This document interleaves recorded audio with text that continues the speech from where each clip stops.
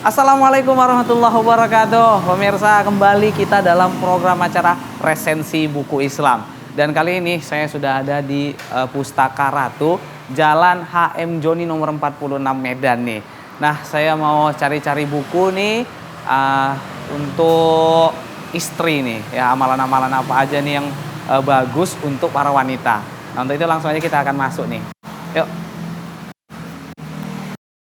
Assalamualaikum. Waalaikumsalam. Insyaallah. Ketemu lagi kita. Iya, alhamdulillah.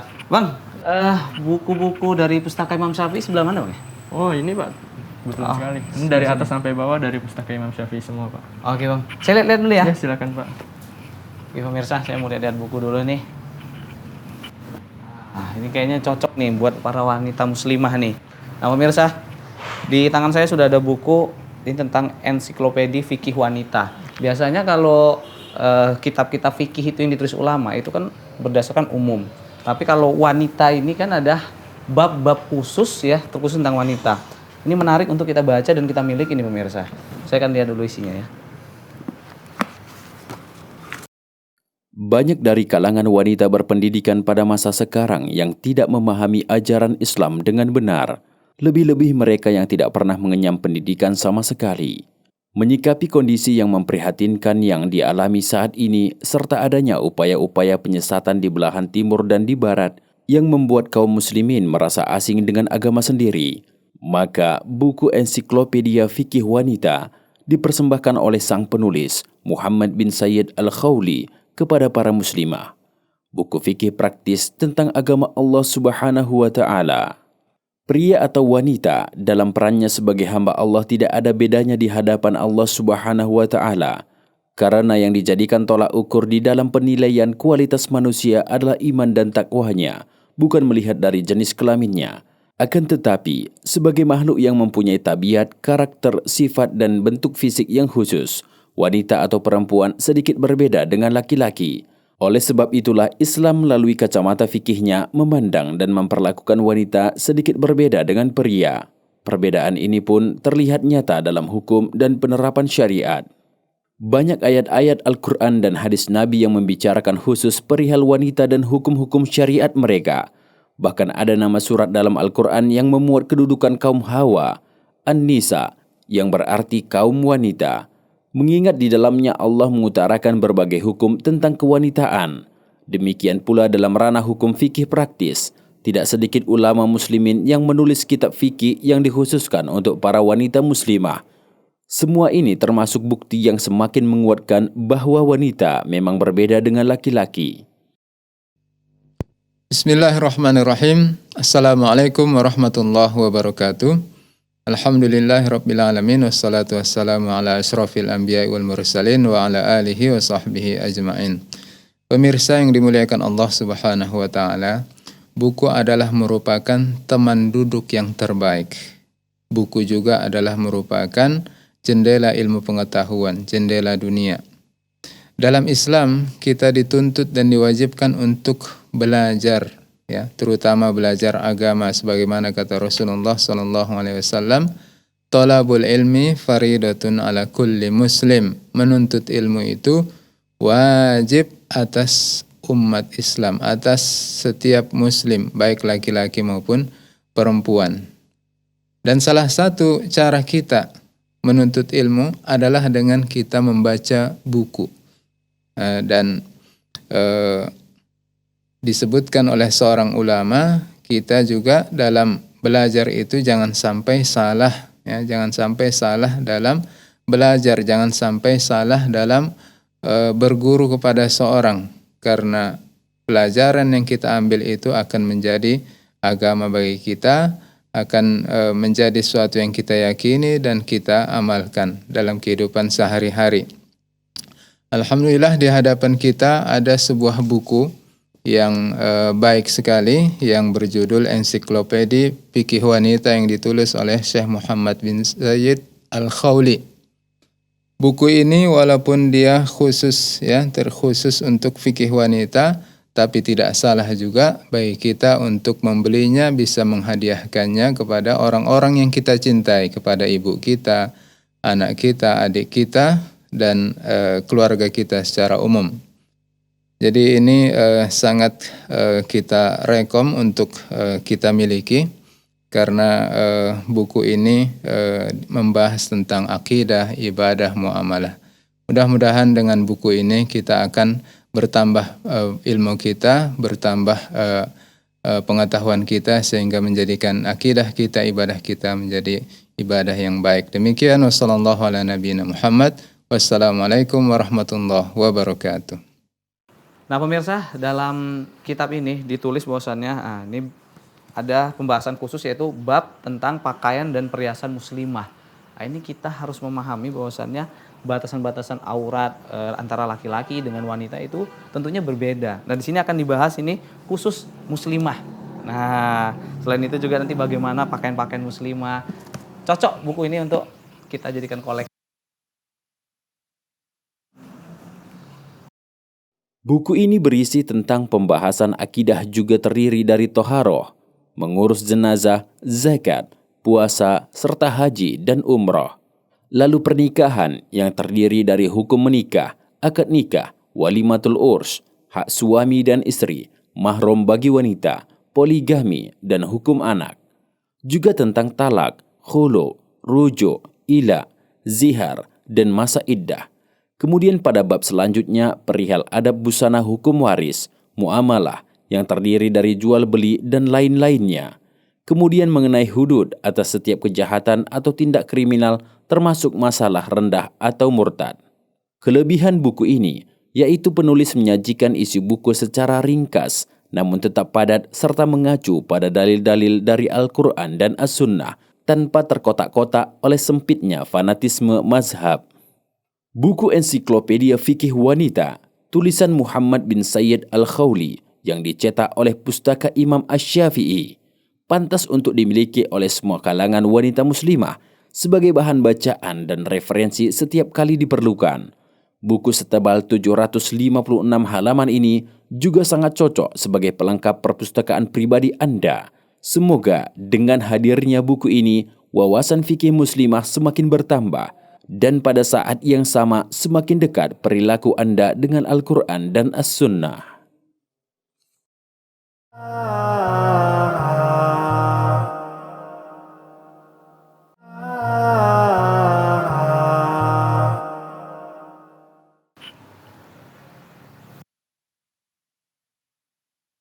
Nah pemirsa, saya melihat ada sebuah buku nih menarik di hati saya, yaitu berkaitan dengan fikih kontemporer kesehatan wanita. Nah jadi ternyata kesehatan wanita ini harus kita perhatikan juga. Nah makanya kita perlu baca buku yang seperti ini nih. Kita akan coba lihat ya isi dari buku ini apa aja. Buku Fikih Kontemporer Kesehatan Wanita ditulis oleh seorang dokter, dosen, sekaligus pembicara publik. Beliau adalah Dr. Raihanul Bahrain. Sangat pantas ketika beliau menuliskan buku ini berdasarkan ilmunya pada bidang medis. Perkembangan dunia kedokteran modern yang begitu pesat adalah tantangan tersendiri bagi para ulama masa kini guna melahirkan produk-produk hukum fikih baru di ranah fikih Islam secara keseluruhan. Permasalahan-permasalahan yang muncul seperti imunisasi, pil pencegah haid, alat-alat kontrasepsi, vasektomi dan tubektomi, bayi tabung, khitan wanita, pemutih kulit, operasi kecantikan, dan ihwal serupa yang kerap ditanyakan hukumnya, mengusik para ulama agar segera menerbitkan fatwa kontemporer terkait hal-hal baru tersebut yang tidak didapati pada masa dahulu. Di sisi lain, umat Islam serta masyarakat secara umum menunggu-nunggu fatwa ulama mengenai masalah-masalah medis tersebut. Dengan terbitnya fatwa dari sisi agama, maka diharapkan mereka tidak lagi bingung dalam menentukan sikap dan langkah konkret. Kalau sudah demikian, hatinya pun tentram dalam menjalankan kehidupan ini. Buku ini berbicara banyak mengenai kesehatan wanita kontemporer yang dianalisis secara medis serta ditetapkan status hukumnya melalui fatwa-fatwa fikih kontemporer. Penulisnya seorang dokter sekaligus penuntut ilmu syar'i. Karena itu nuansa perpaduan dua sisi pandang dan ijtihad, yaitu pandangan ilmu kedokteran modern dan ijtihad ilmu fikih kesehatan kontemporer, dirasa amat kental mewarnai sepanjang bab-bab bahasannya. Bismillah, Assalamualaikum warahmatullahi wabarakatuh. Saudara-saudara kaum muslimin yang dirahmati Allah Azza wa Jalla. Di tangan saya ini ada sebuah buku, namanya judulnya Fikih Kontemporer Kesehatan Wanita. Ya, ini buku ditulis oleh salah seorang dokter sekaligus juga ustadz ya di Indonesia ini, Ustadz Raihanul Bahrain. Ini buku menjadi salah satu jawaban dari apa yang selama ini dicari-cari dan dibutuhkan oleh kaum muslimin terkhusus wanita terkait masalah-masalah kontemporer kesehatan. Jadi beliau karena merupakan spesialis, merupakan dokter yang mengerti banyak tentang masalah kesehatan, sekaligus juga sebagai seorang ustadz, seorang penuntut ilmu syar'i.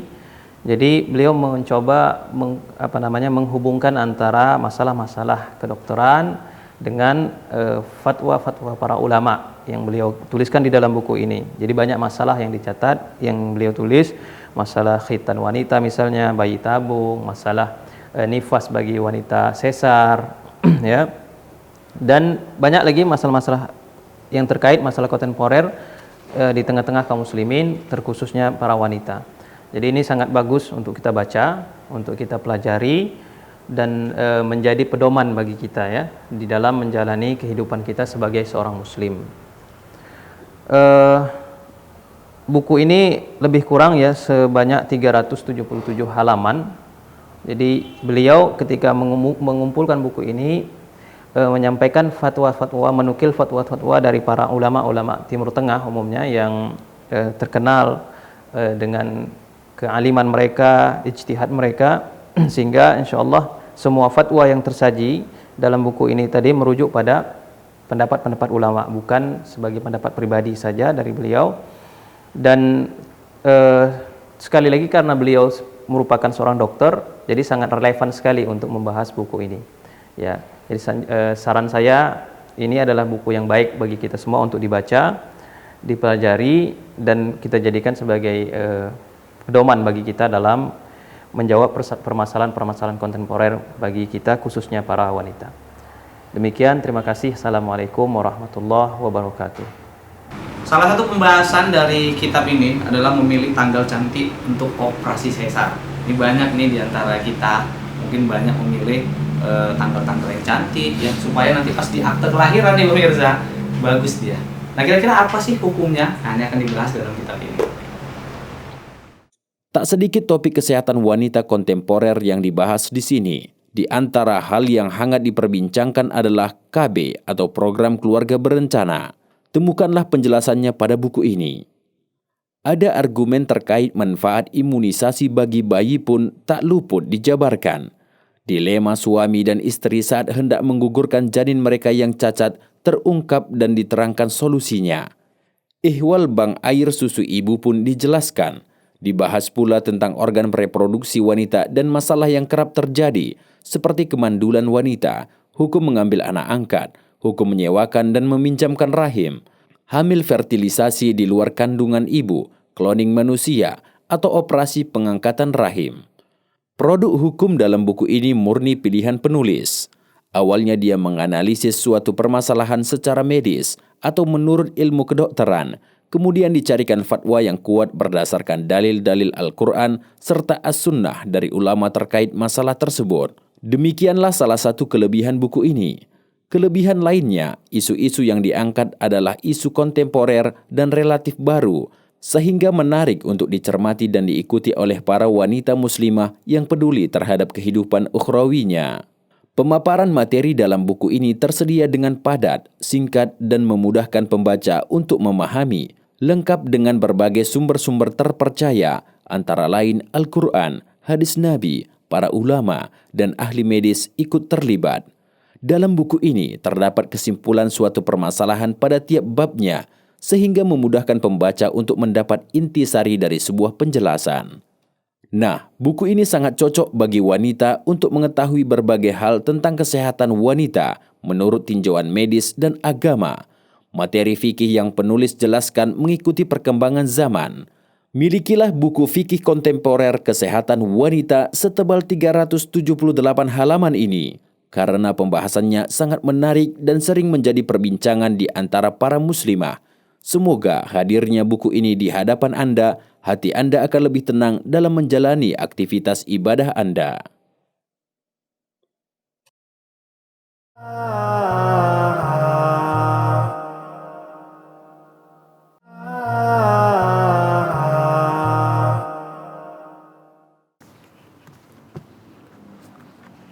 Nah, pemirsa, ada satu buku yang menarik nih, yaitu Amalan Muslimah di Masa Haid dan Nifas. Banyak nih para muslimah yang menjadikan hujah haid itu untuk bermalas-malasan dalam ibadah dengan alasan katanya nggak bisa sholat lah, nggak bisa ini dan itulah. Nah, ternyata ada nih amalan-amalan yang masih bisa dilakukan ketika dalam keadaan haid. Apa-apa aja ya? Kita lihat di bukunya. Masa haid dan nifas adalah masa-masa lemah bagi muslimah. Pada masa ini, selain lemah fisik, muslimah juga mengalami kondisi futur, yaitu rasa malas, enggan, atau lamban dalam beribadah kepada Allah Ta'ala. Kondisi paling ekstrim yang bisa dialami seorang muslimah ketika haid adalah kegoncangan jiwa atau kekosongan hati dan pikiran yang akan sangat memudahkan syaitan untuk mengganggunya. Semua kondisi ini bisa terjadi jika muslimah tidak mengisi masa haidnya dengan ibadah-ibadah untuk menjaga ruhaninya. Sayangnya, anggapan sebagian muslimah bahwa masa haid adalah masa libur ibadah membuat mereka lalai ketika haid. Masih banyak muslimah yang belum mengetahui atau memahami bahwa ketika haid tiba, muslimah pun tetap bisa melakukan banyak sekali ibadah. Tidak semua ibadah dilarang oleh syariat Islam ketika muslimah sedang haid. Lantas, apa saja yang dibolehkan dan dilarang ketika haid? Nah, di buku Amalan Muslimah di Masa Haid dan Nifas inilah jawabannya. Buku ini berisi penjelasan hal-hal seputar haid, nifas, dan darah istihadah bagi wanita muslim. Apa yang boleh, apa yang dilarang, dan anggapan-anggapan keliru yang beredar tentang pantangan seorang muslimah ketika haid dan nifas dijelaskan dengan cara yang mudah dipahami. Bersumber dari Al-Quran dan As-Sunnah, materi-materi yang ada di buku ini akan sangat memudahkan muslimah untuk memahami fikih yang berkaitan dengan haid, nifas, dan istihadah, termasuk di dalamnya bagaimana menentukan masa berhenti haid, waktu sholat ketika sudah bersih dari haid, dan sebagainya. Bagi sebagian muslimah yang produktif dan kreatif, masa haid dan nifas itu tetap diupayakan untuk meraih pahala sebanyak-banyaknya dengan tetap rajin beribadah. Tentunya amalan yang dikerjakan harus dalam ranah yang diperbolehkan oleh syariat, karena memang tidak semua jenis ibadah bisa dilakukan di saat haid dan nifas ini. Nah pemirsa, selain amalan pengisi masa haid dan nifas, ya ternyata dalam buku ini juga banyak berisi berkaitan dengan larangan-larangan juga ini untuk orang-orang yang sedang haid dan nifas. Buku Amalan Muslimah di Masa Haid dan Nifas mencoba mengajak wanita muslimah agar tetap produktif mendulang pahala pada saat sedang haid dan nifas. Di dalamnya dibahas ibadah yang boleh dilakukan saat haid dan nifas dan yang dilarang berdasarkan dalil Al-Quran dan As-Sunnah yang sahih. Ada sekitar 15 amalan yang boleh dilakukan dan ada sekitar 4 amalan yang dilarang saat haid dan nifas.